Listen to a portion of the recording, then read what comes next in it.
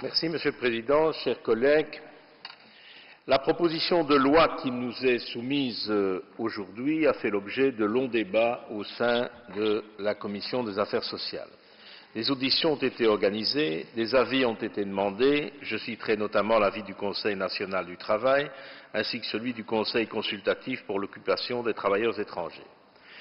L'objectif de cette proposition de loi, présentant un intérêt certain, il me semble en effet pertinent de faciliter l'accès des personnes étrangères aux activités de volontariat.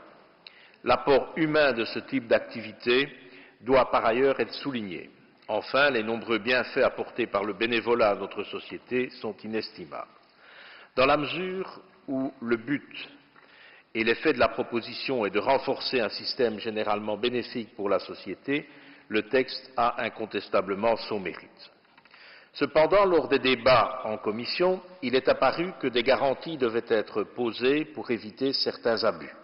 La proposition de loi a ainsi été amendée pour prendre en compte un certain nombre de commentaires qui avaient été formulés et éviter ainsi ces abus, malheureusement pas tous. Certains membres avaient émis des réserves sur le texte qui pourraient envoyer un mauvais signal dans la mesure où l'on pourrait craindre que la dispense de permis de travail pour faire du volontariat ne donne lieu à un afflux considérable d'étrangers qui pourraient y voir un premier signe de régularisation, mais vous venez d'y répondre. Étant donné que la proposition de loi fait référence aux bénéficiaires de la loi de 2007, qui vise également des illégaux, des craintes avaient été émises en commission. Cela prouve bien qu'il existe une corrélation pour certains, même indirecte, entre le texte présenté aujourd'hui et les problèmes de droit d'asile. Des précisions en la matière nous semblant nécessaires, la proposition n'étant pas parfaite pour nous, nous avions déposé en commission un amendement qui tentait de clarifier les choses. Notre amendement n'ayant pas été suivi, nous nous étions abstenus en commission. On nous annonce que des pourparlers sont en cours et qu'ils devraient déboucher sur des accords en la matière. Nous considérons dès lors que nos réticences initiales à l'égard du texte, tel qu'il est actuellement libellé, peuvent être mises entre parenthèses pour donner toute leur chance aux accords en projet.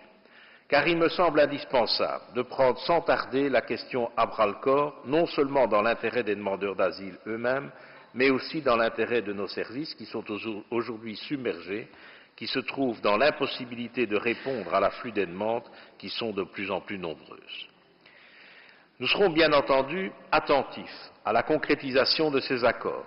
Par conséquent, le MR votera le texte qui nous est soumis aujourd'hui, mais à titre personnel, notre chef de groupe, puisque le groupe avait déposé en commission un amendement qui clarifiait les choses et qui n'a pas été retenu, donc notre chef de groupe s'abstiendra. Merci de votre attention. Merci, meneer Fontaine. Dan is het woord nu aan collega Seder.